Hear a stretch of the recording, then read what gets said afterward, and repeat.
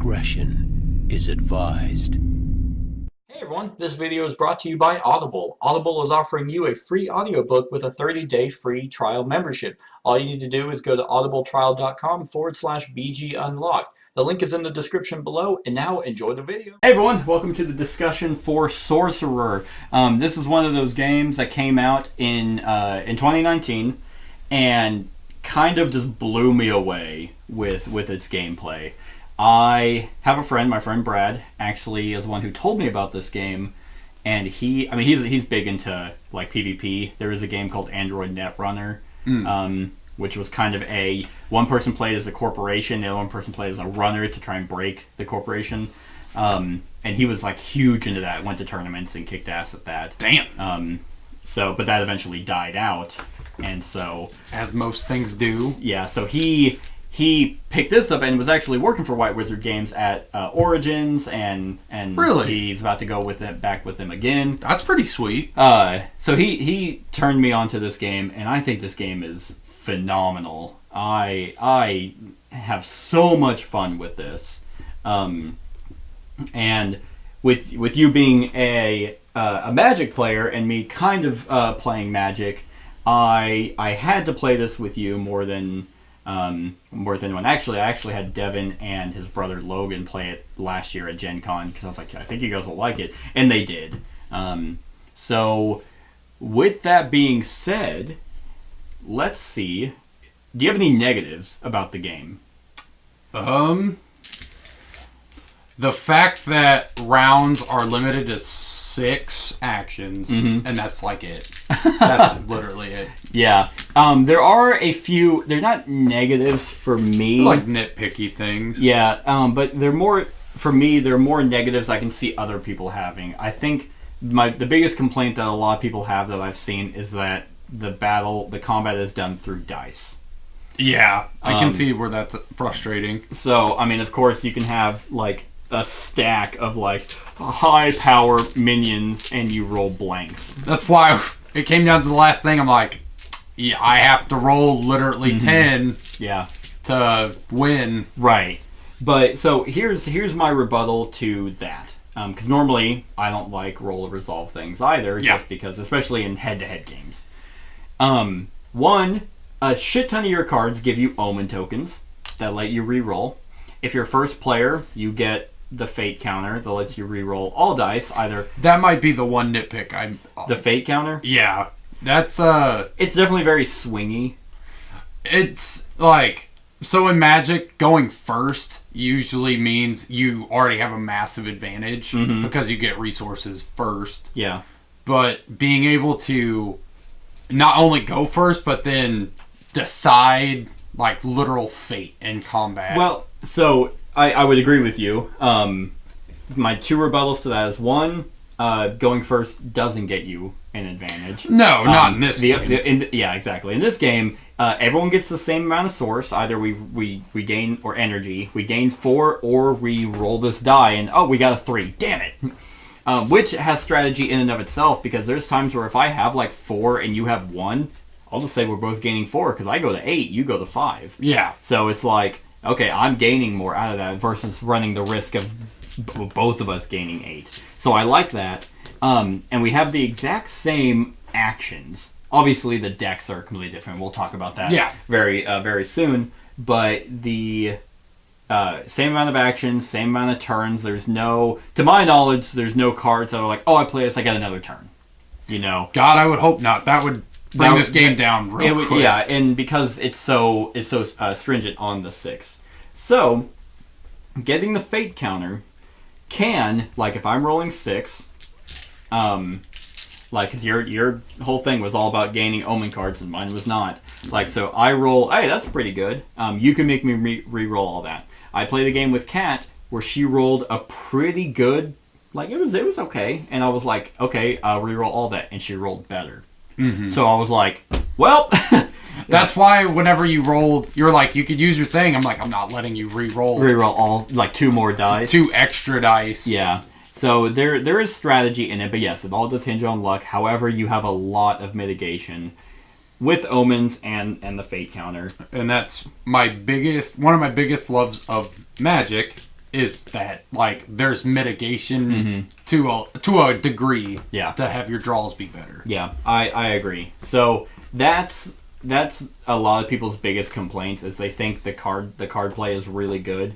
Not so much. There's not a whole lot of interactions between players. It's not like no. Yeah, but there is still things that like, okay, it's not like Keyforge where I do all my shit and then I'm like, okay, and then you do and you wipe everything I just did.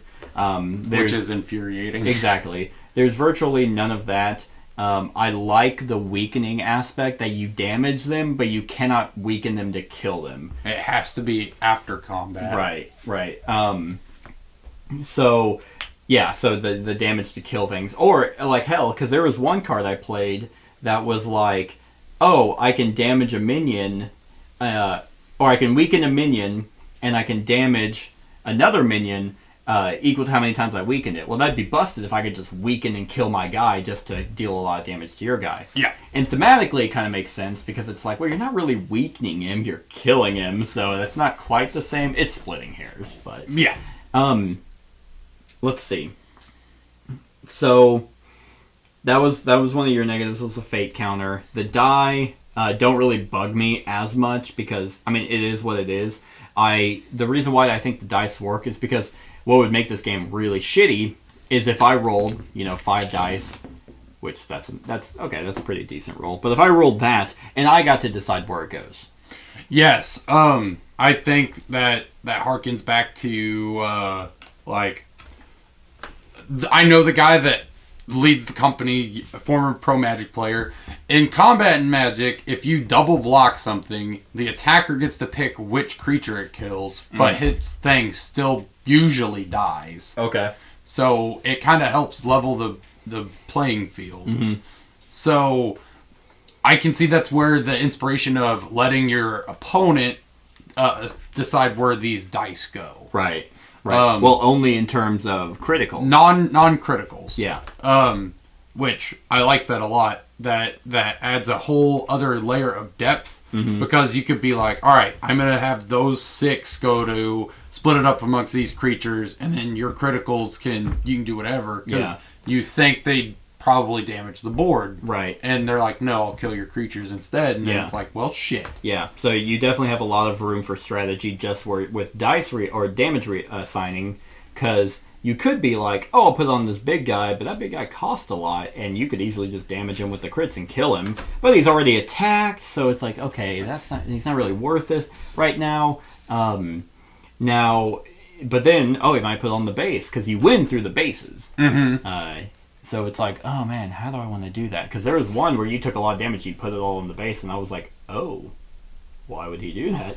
But it worked out because you ended up winning one of the bases, so it ended up being very close instead of just you not getting any of them and I just wipe it with 2. So that's really good. So that's the dice play. I'm gonna move these out of the way so I don't keep playing with them and it's just clacking the entire video. What do you think? Obviously, this is a card game about the card play. Card play is very good. Interaction that is there is solid. Mm-hmm. I never feel it's like busted, where it's like, what the hell? Like, your opponent can't play cards. It's just like, what the? Like, I think this and maybe my Lord of Flies were like the 2 strongest cards. That I played. Yeah, but they cost a lot. They do cost a lot because Lord of Flies was 5. He's pretty good too. 5, 4, like a 5 attack, 4 body. Yep. Fucking gain an omen and I get to play something from my graveyard at a lower cost. That's really good. Like in Magic, that card's banned. It's nasty. Yeah, like my 5s, like Mammon put 2 flame counters on each enemy minion, and that's in the battlefield. One of the guys that you took is Asmodeus. He costs 7. He's a 6/6. When an enemy minion is destroyed, I may search the top 6 cards of my grimoire for a minion, reveal it, and put it in my hand. Yeah, I actually have a card. I feel like we played almost a mirror match in some sorts. So I have a thing called Stray Sinner. It's 2, Flying Omen, 2/2. When played, I search the top 7 cards of my grimoire, shuffle afterwards for a minion, reveal it, put it in my hand. Yeah. But, like, I don't know. This game does it for me. Like, this game's really good. Right. I love the 3-deck system because it gives you more kind of a theme that you can go for, like, and just the sheer amount of variety that you're gonna get in this game. Like when you were asking what decks I want, I'm like, I'm gonna go for like the creepy hermit dude in the forest, right? So. And I went for like the demon psycho kind of like I went like the evil Catholic route. Yeah. But like domains, you have like are us then, so the 2 that we played, so that's 2, 3. Where is it? 4, 5, 6, 7. There were a lot of domains. There were like a lot of domains. There's quite a few characters to pick from. Yeah, there's like 8 or 9 characters. There's like 6 or 7 lineages in the box right now, and then the one we have. So, and you pick 3 of those. Yeah. And it doesn't matter which 3. Like, there's no specific, you have to play this character, but this, you're just like, okay, well, I'm going to play Tegu with the Animist and then do the Screaming Coast. Let's see how that works. I had a real weird blend of, like, using my graveyard, making you mill, and then, like... You know how many cards I had in my Grimoire? How many cards I had in my deck left? Probably not 5. 5? I had 5 left. If I had If you had another Lord of Flies, I think you would have... I don't think I have. I don't think you did either, because I've played as the Animist before, and I think there's only 2 in there. Because he's real good. He is disgusting. I don't even know, like... That's the other thing. These games go so long, it's going to be real rare if you go through your whole deck. Yeah. Like... I almost did. Well... Not by using my it. choice, yeah. Let's see. Because there were times where I had the ability to draw cards and I wouldn't do it. Because I'm like, ugh! I'm like, because I knew there was probably something else. You had other cards in there for decking me. I did have another legendary creature. It was way far in my deck. I'd probably never get it. Mariana Erichin, which was whenever you attach a non-minion card as an Anthropod follower, I get to draw a card or gain an omen. So, like, my deck was very centered around me having a draw engine, using my graveyard as, like, a backup plan, and then milling the hell out of you while pumping my creatures. Right. And it was a perfect combination, or perfect, like, pairing, because while you're bumping your as mine was all about weakening him and bringing him back down. Yeah. While also burning him alive. This felt like a very good Magic game to me. Like, this was an excellent pairing for a video. I noticed, like, maybe you just didn't draw them enough, which I love the fact that you can just spend an action to draw cards. I like that too. It's just nice. Like, nothing is up to chance except for the dice, which you can mitigate quite a bit. But it's like, I don't have a lot of energy. Like, you could just get more. Get pay actions to gain energy. I don't have a lot of cards. Okay, I'll pay action. And you have to think about that because you don't draw cards on your turn. Like as a regular thing. You don't draw cards in the ready phase. You gain energy in the ready phase, which I like. I like that also. Because there were times like I had 2 cards in my hand, you took them, so I'm just like, all right, well, I guess I'd be honest, when I did that, I didn't even realize, because, like, I never thought for 1 second, I'm like, he's obviously got enough cards. And then you just threw both of them at me. There you go. And I was out of cards, and I'm like, oh, man. So going back to some of the cards, like, I had 2 legendaries left. One was my Naranjarel. When played, I draw 2 cards and then weaken an enemy minion. And Francesca and Caesar exhaust a non-legend enemy minion until the end of the next phase. The minion's text is blank. So, like, it's just, that's some insanity. Like, that's actually kind of disturbing. It's like some doctor molesting this. That's okay. Well, Robert Doherty. Oh yeah, it's literally right there. Rob Doherty. Genius. Looks like he still has the magic in him. Oh yeah. Like, excellent. But it's really cool because there's different strategy in, like, placing your minions, which there is kind of in this battlefield, you can play minions anywhere. like in this battlefield is like things for like the iconography where it's like, oh, it only affects that battlefield, which got me confused because it's like, oh, that means you can only play minions on that battlefield, which is not the case. Yeah. So like, but it's extremely important because these abilities, like those icons, like if I played him over here, that ability wouldn't go off. Because of the swords. The swords, and same with all the tactics. I love the fact that the tactics on there. That gives another little edge to combat, where it's like, oh, okay, I'll do this ability, like I'll weaken your minion, or I didn't realize I had this action.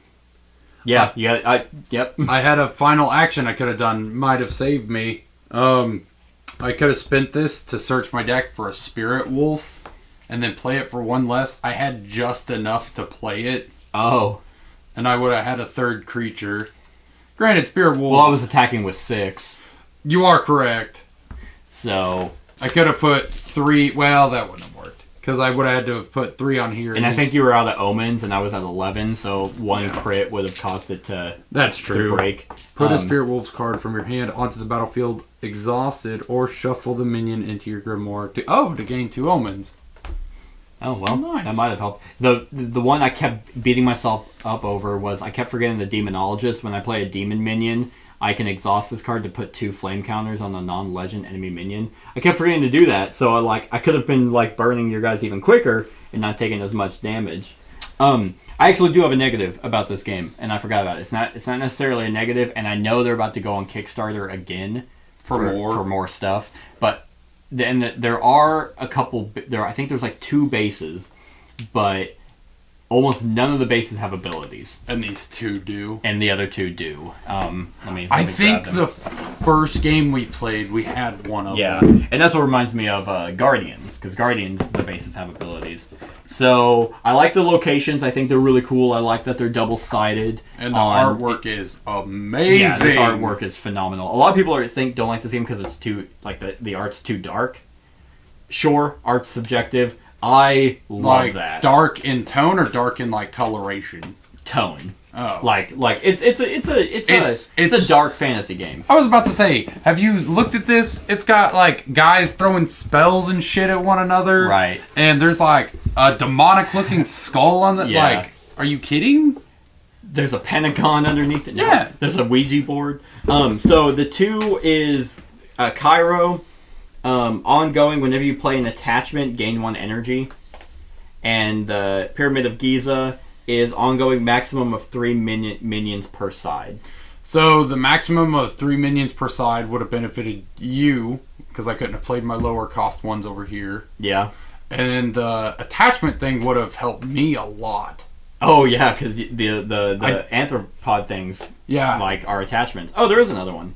Sorry, Luxor. Whenever you play a minion, weaken it. And that mitigates both. Right. Yeah, the attachment thing. So I get 5. I'm going to gain 5 energy. Right. Your turn. Yeah, so I definitely think a lot of the bases need to come out with more bases because... Oh, yeah. Abilities like that will... It adds another depth. It does add another depth, and that would make it even more like Smash Up just because all the bases there have abilities. But yeah, like the sheer variety, like you could play this game again and get a different set of combinations. Oh yeah. And different gameplay. You can just swap. Like I can keep the Demonologist and Lunatic and swap it out with your guy, and it would play completely different. So now, in terms of is this game balanced, I have no idea. Yeah, we've played like I've 3 games now. Yes. Yeah. And I've played like 4 outside of just playing with you. Mm-hmm. Now the best one that I've played is Tegu the Demonologist. I want to say of the Screaming Coast, and that one I've never lost with. But I talked to the guys at Gen Con, and they said they find that one to lose the most. Really? And I'm like, then whoever's playing it is shit. So and I was just curious if there was like a specific combination of these that are oh, that's clearly overpowered. Or if they did I would imagine with Rob Doherty, that he would know something about balance with cards. I mean, but that's if he's. I mean, Peter Schultz is one who designed it with him, so who knows how much Rob was involved in the actual the card synergy. Designed by Peter Schultz with Robert and Darwin, so those three people crafted this. I know Robert because of you. I've seen him before. I didn't know his name. Former Magic the Gathering pro. I'd imagine he knows a thing or two about balance because he played in some of the most broken years of Magic due to like limitation of rules and new things coming out.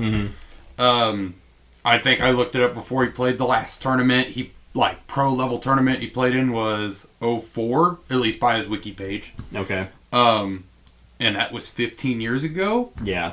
And Magic's had several broken points over the years. Over the past 15 years. What did he place in that tournament, did it say? In his last one, I don't remember. I know he went to Masters 3 times, which, if I remember right, Masters tournaments are, like, super top tier. And like, I would do pretty well in Masters. Yeah. Oh, yeah. Yeah, I figured. You'd beat them all. And he placed top 8 in all 3 of those. Damn. So it's pretty good. Right. So, and that just goes to show that just how great this game is. I honestly really don't have any complaints. Like, it's not that like the bases are bad. Like, none of them are busted. They just don't do anything. So I would like there to be, because they don't have to be like disgusting. They don't have to be game changing. Yeah, just like, oh, hey, okay, do I really want to play? Because like if you have like weak minions, like I know the Necromancer deck deals a lot with like a lot of low creatures, resurrecting. Like, so you couldn't put them at the weakened spot because you can't weaken it if it would kill it. So it's like, okay, well, I have to think of another way around that base. It just adds that little extra to it. Not that this game necessarily needs it. God, this game's so good, and I think it's unique because it's not like, okay, you have Smash Up, which is all unique in of itself and has like 70 different factions. Yeah, and you pick 2 of them and you pin them together, And if this game grows to be like that, it'll have the same issue. But Smash Up, eventually, some of the factions are going to kind of be the same. The same or function close enough. Right.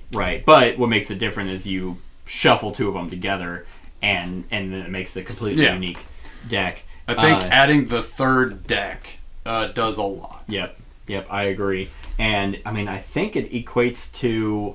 I don't know how big your deck is, so I'd have to count. Probably 60, because your domain does not have a lot of cards in it, but your lineage and your character do. But what makes this even cooler is you kind of have special abilities outside of your cards, which reminds me of like the Guardian thing, where you had ultimates that your characters could do. Here you kind of have things that's like, oh, hey, I don't have to pay an action to play this minion. Tegu lets me play one and draw 2 cards. 40 card deck. Okay. Which, that's the same as a limited or a sealed event. Okay. So yeah, I felt whenever you were milling me, I was like, I feel like my deck's a lot shorter because you still had all of yours. I'm like, I was, he won a couple events or placed really high at limited events. So he probably really likes drafting and sealed. Yeah. And we played it to where we just kind of picked our 3. You can easily draft them. I don't do that in Smash Up, and I won't do it in this because if I find a combination that's going to work, I'm going to try and pick that over someone who's inexperienced. So I like and that makes it more fun. You get to play with combos that you've never played with before, and it's like, okay. And the other thing that makes this game, what I would say better than Magic, and you can disagree, and you probably will, but with the game that is all about card synergy, the cards and how to play your deck that you probably never played before is way simpler to learn. Oh yeah, like I can hand won't you argue 3 random that, and there's a reason why that one like article had a super. I think it was Polygon. Supercomputer couldn't like fathom the amount of things you can do in Magic. Right. Magic is an incredibly complex game. Right. 26 years now in the making, and like still they just printed the new Oko card is fucking broken in every format, and it's like. It's probably easier for them to just print cards and then figure out later that what's broken. Just basically, you kind of have your slaves, which are your players, figure it out. Because it's like, they could sit around all day in the office and try and figure out what's broken and then give it to the public. The public will always figure out ways to break your game. That's why there's playtesters. That's why there's speedrunners. Because it's like, hey, how can I break this? And break it figure the out. best. Yeah. They do, not to get too far off topic, they do, as far as I know, when they make cards, they really don't look at other formats. They just look at standard. Mm-hmm. And that's unfortunately, there's like 20 other formats to play. Yeah. There's a lot. But, I mean, essentially, obviously, in the whole scope of Magic, yes, that's going to be way more complex. But if I were to hand you a limited deck and be like, here you go, figure this out, you'd have probably some trouble to figure out, okay, well, here's kind of what I can do. But I feel like with this one, like, you pick your 3. The mitigation of not needing to figure out your land count and good ways to have an engine for generating cards. That's true. Already on the board. Yeah. Makes a huge difference. Yeah, I agree. Because you're right, like, energy, which is your mana, and...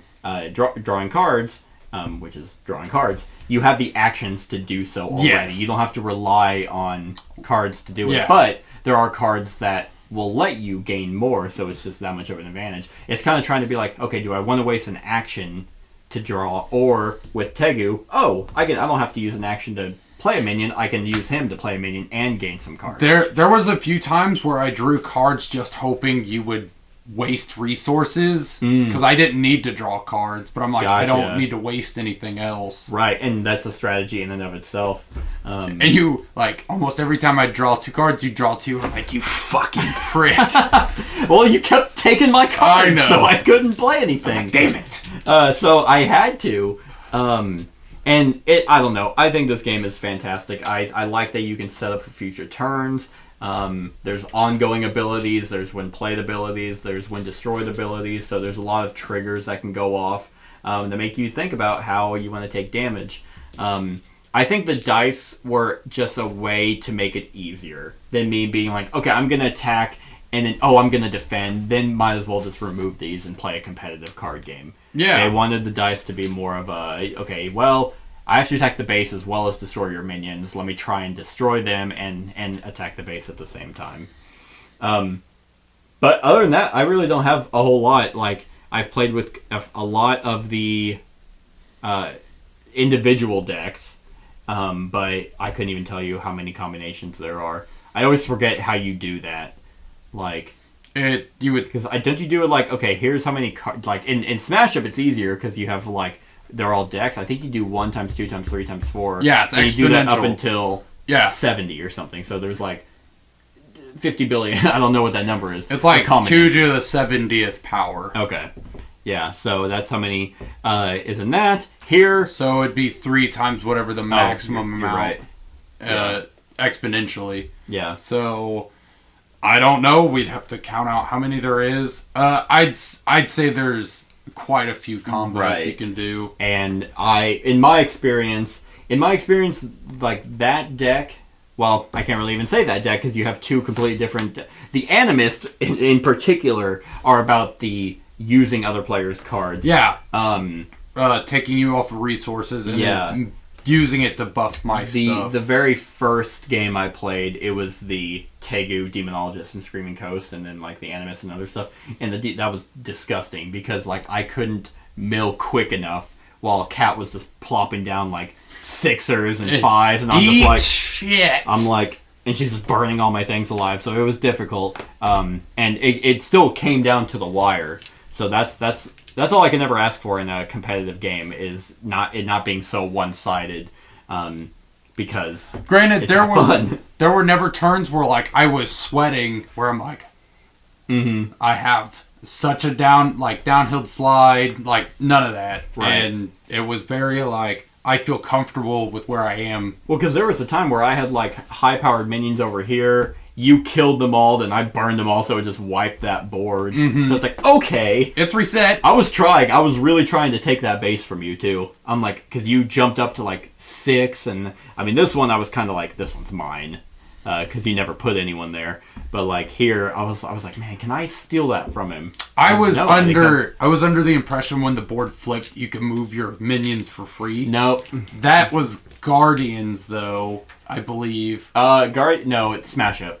Up. Sorry, I lied. Smash Up. Some minions can be moved, but most of the time, if a base busts, all minions get discarded. And here they don't. They just stay there. And there's no point to keep. You can actually deploy minions there, but there's no point in doing that. Of course. And I would actually kind of like this game to.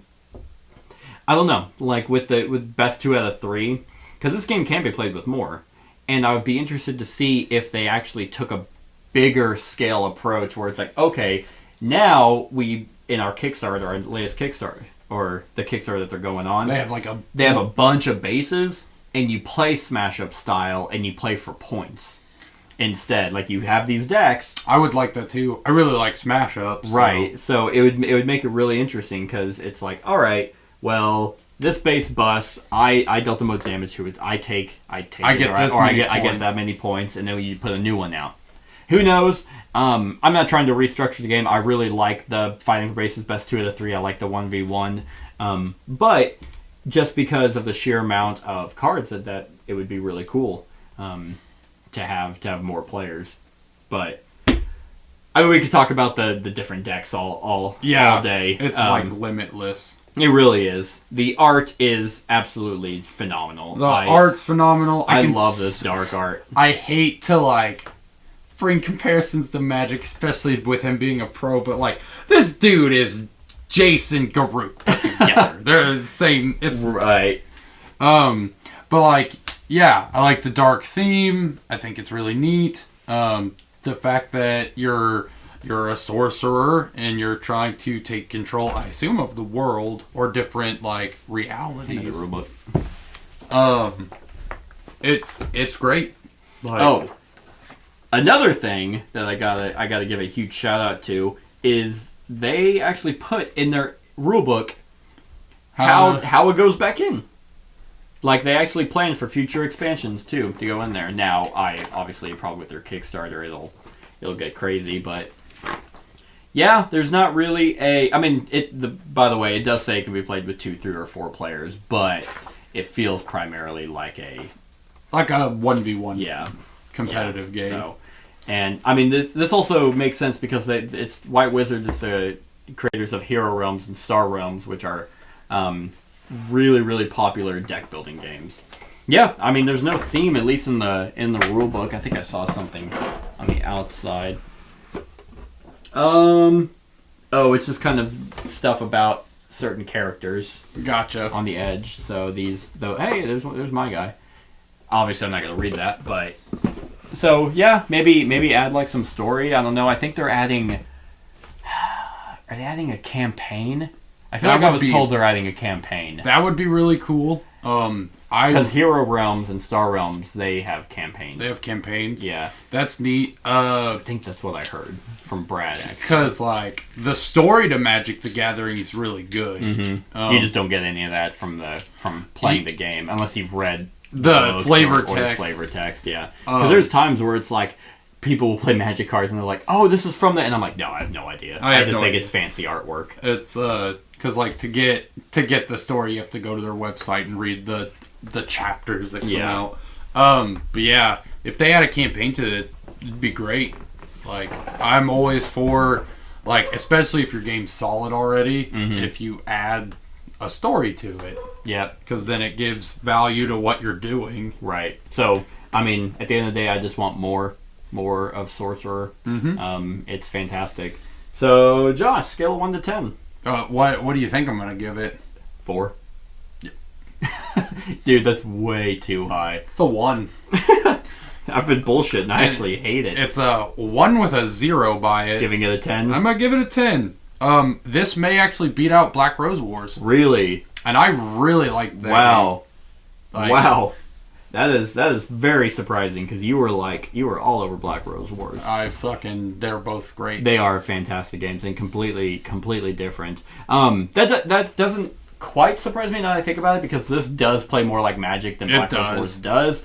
Because it's competitive card. I mean, you don't build a deck, which is another great thing about it. I don't have to sit here and scour through. And it takes the format I like the least. Limited. I hate limited. Really? Because I'm bad at it. And it's fun. Like, it's real fun. Right. I think it's also because you don't have to build the deck. Yeah, you don't I don't. have to build a limited deck. You just pick 3 things that sound I cool. put it together and I'm like... You're like, all right, let's see how this I'm works. a god. Yeah, and that's some of the fun of this and Smash Up is like, okay, yeah, Smash Up, I'll take Sharks and Star Wars. Shit, sure.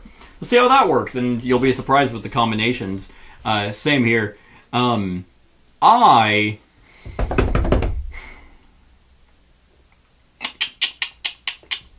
You've been giving me some really good games to play this year. I have.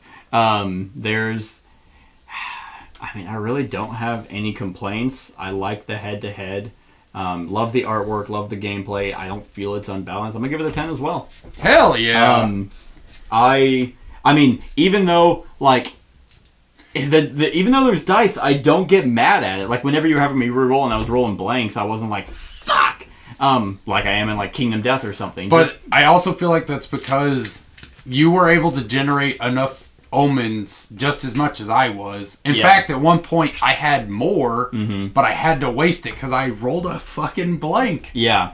So, and I like that you take turns until both players pass. So if you spend an omen and I re-roll, like let's say you make me re-roll a crit and I roll another crit, which is only 1 on the die, and then I can be like, okay, I'm gonna leave it like that. And then you spend another one and it's a blank. It's like, okay, now I'll come in. I don't have to pass and just be out. Yeah. Where it's like, oh, now I'm screwed. So the dice really don't bug me at all, which is weird because normally Dice infuriate you. Well, dice infuriate me in games where it's like where a lot of it hinges on the die, and which is weird because that's how you win in this game. But what makes me so mad about dice in strategy games is if what they roll is it. Like, oh, I rolled a blank, sucks to suck. It's a critical failure. You have to live with it. And I hate it so much because, and like theme also kicked for me, like in Dungeons and Dragons, for example, hey, you miss. I'm a master swordsman. How the fuck do I miss? Well, they're moving. I'm moving! Like, it doesn't, like, the dice and that just make no sense if you can miss, but it's like, whatever. It is what it is. It really doesn't bug me in this game because there's so much mitigation and there's ways around it. It's like, okay, well, I missed, but I still have my minions there to block if he rolls well. But everyone has the same chance. So there's 1 double hit and then 1 crit. This was something we didn't talk about. I like the fact that the crit lets you decide. We did talk about that. But if you leave a base unguarded, like if you don't put it's a double hit. Now it's 2 hits, so I get to decide where they go. It's a double hit you get to choose. Yeah. Which is why I like the fact that the crit is not only like a hit you get to choose. If it's unguarded, it's a double hit. And then there's only 1 crit. There's 1 double that I get to pick. And then there's 1 blank. 2 blanks. 2 blanks. 2 blanks and 2 singles. Which, that sounds like a fairly even dice to me. I would agree. They're all weird. It's weird. Dice happen. It's kind of how I have to remind myself. Like, even in Kingdom Death, like, I'm pissed off if they're not going our way. But after the game's over, then I think because it's hard to think thematically in times where I'm trying to like strategize. So then I'm like, oh, okay, no, that was really thematic and a lot of fun. Just dice are dice, and it's weird how I don't have a problem with them here in a strategic card game.